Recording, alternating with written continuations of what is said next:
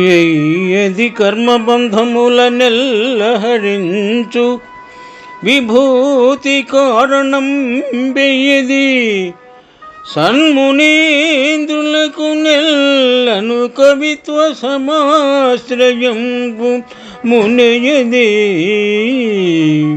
సర్వమంత్రముల నేలిన నెయది మోక్షలక్ష్మి రూపేయది దానిన్ పల్కెద సుహృద్యము భాగవతాఖ్య మంత్రము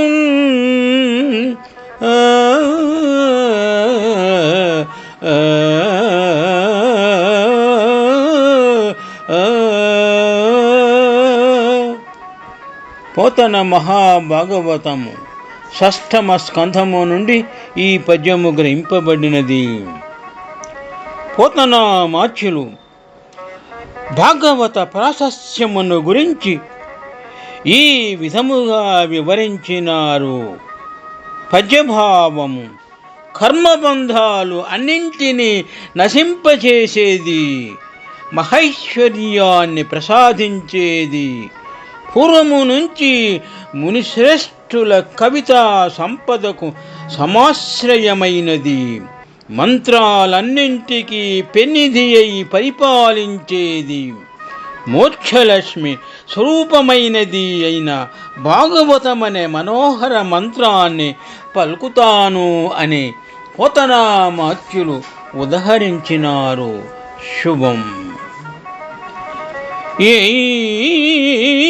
ఏది కర్మబంధముల నెల్లహరించు విభూతి కారణం బెయ్యది సన్మునీంద్రులకు నెల్లన్ కవిత్వ సమాశ్రయంబు మునయది సర్వమంత్రముల నేలినదేది మోక్షలక్ష్మి రూపేయది దానిని పల్కెదా సుహృద్యము భాగవతాఖ్య మంత్రమున్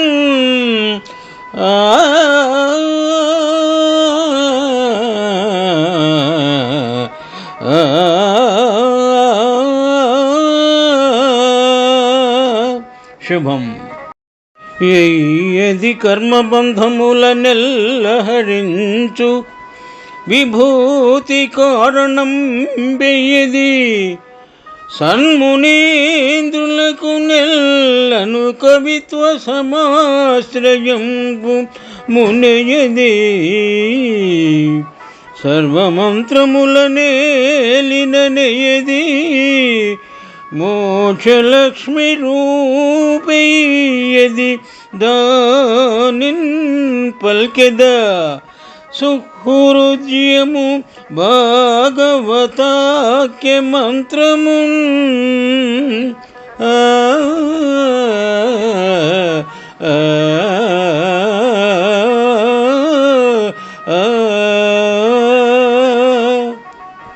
పోతన మహాభాగవతము షష్ఠమ స్కంధము నుండి ఈ పద్యము గ్రహింపబడినది. పోతన మాచ్యులు భాగవత ప్రాశస్యమును గురించి ఈ విధముగా వివరించినారు.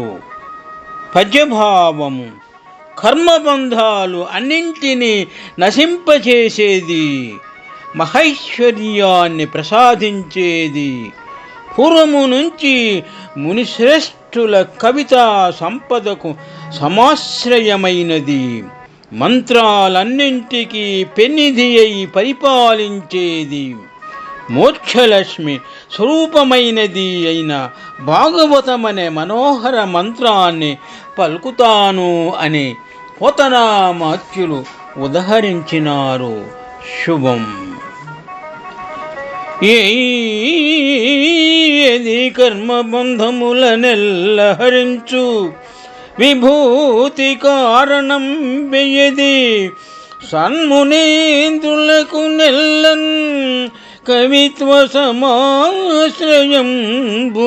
మునయది సర్వమంత్రములనేలినదేది మోక్షలక్ష్మి రూపేది దానిని పలికెదా సుహృద్యము భాగవతాఖ్య మంత్రమున్